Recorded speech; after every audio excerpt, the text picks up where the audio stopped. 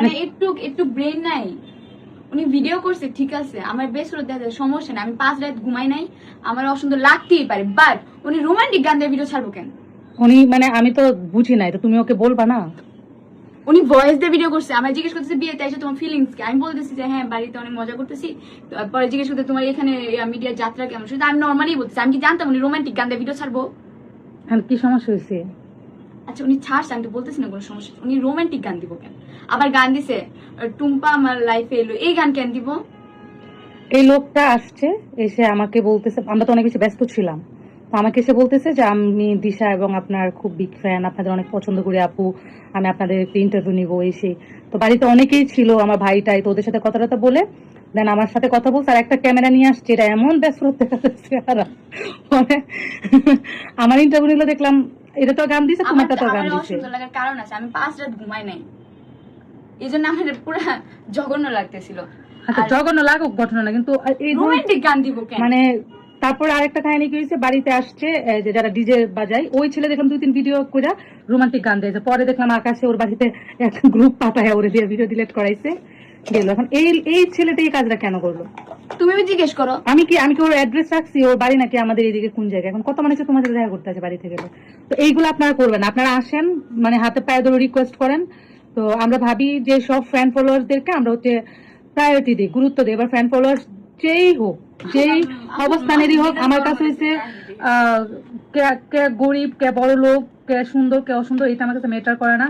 আমাদের ফ্যান আমাদেরকে ভালোবাসে মানে আমাদের কাছে তার প্রায়োরিটি অনেক বেশি। কিন্তু আপনাদেরকে প্রায়োরিটি দেই, ঠিক আছে। আপনারা এই যে একটা বাচ্চা মেয়ের ভিডিও নিলেন যে তোমার বিয়েতে আসছে, তোমার ফিলিংস কি, এটা সেটা নিয়ে ও কি করলো, একটা রোমান্টিক গানের সাথে 2 ভিডিও ছেড়ে দিচ্ছে। মানে এটা কি ধরনের মানসিকতা আমি আসলে বুঝি না। তারপর আমি ছেলেকে টিকটকে মেসেজ দিই, সে মেসেজটাও সিন করে না।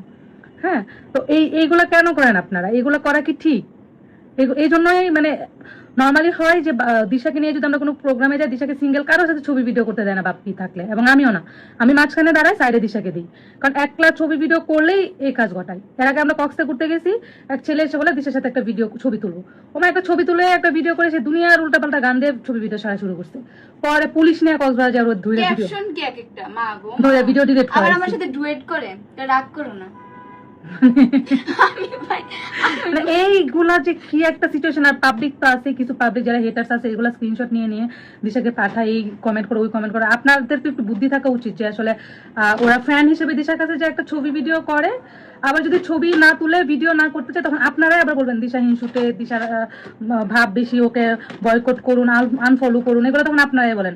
ওরা যে কতটা মানে সাইকো, যে কিছু কিছু পাবলিক জানেন আপনারা, ওরা আসবে বিগ ফ্যান বলে একটা ছবি তুলবে, ভিডিও করবে, তখন রোমান্টিক গান দিবে, এই করবে সেই করে, ক্যাপশন দিয়ে ভিডিও ছাড়বে। তো এই ছেলেটা যদি আমরা ভিডিও দেখে থাকি, ওকে বলবো যে গানটা ভিডিওগুলো প্রাইভেট করার জন্য। মানে বুঝে না যে একটা বাচ্চা মানুষ, আর ওর এক্সাম চলতেছে, এগুলো আসলে নিতে পারে না, এই যে মেন্টাল এই ব্যাপারগুলো টোটালি নিতে পারে না। 3 দিন যাবত কান্নাকাটি করতেছে, আমার কাছে বারবার বলতেছে। এখন আমি আসলে কি করবো আমি নিজেও বুঝতেছি না যে এই সিচুয়েশনে আসলে আমার কি করা উচিত। এখন আমি ওকে মেসেজ দিতেছি, ওরা আমি চিনি না। তারপরে যে হলুদের যে ডিজে বাজাইছিল, ওই ছেলে 2-3 ভিডিও করে রোমান্টিক গান দিয়ে ছাড়ছে, ওটা আকাশে গিয়ে ওরা ধুয়া ভিডিও ডিলিট করে দিয়েছে। ক্যাপশন লিখেছে দিশা আমার দিকে তাকে, আর ভাই আমি তাকাইলাম, থাকাইছে ঠিক আছে, দিশা আমার দিকে থাকাইছে, এখানে রোমান্টিক গান দিয়া মানে কি লিখতেছে না লিখতেছে, এগুলা কি ধরনের কথা?